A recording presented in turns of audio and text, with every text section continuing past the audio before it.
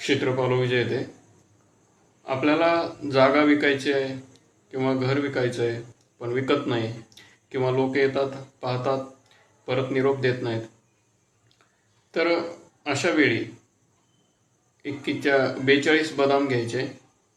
जवळपास भैरवनाथाचं मंदिर असेल तर त्या मंदिरामध्ये, नसेल तर दत्ताच्या मंदिरामध्ये दररोज 2 बदाम घेऊन जायचे. एक बदाम ठेवायचा, एक बदाम सोबत वापस घेऊन यायचा. अशा 21 दिवस करायचे. जमा झालेले जे बदाम आहेत एका कपड्यामध्ये बांधून, लाल रंगाच्या कपड्यामध्ये बांधून वाहत्या पाण्यामध्ये सोडून द्यायचे. भैरवनाथाचं आणि दत्ताचं दोन्ही मंदिर नसेल तर महादेवाच्या मंदिरामध्ये करायचं आहे. या उपायानं फक्त तडजोडीची थोडीशी तयारी ठेवायची. तुम्ही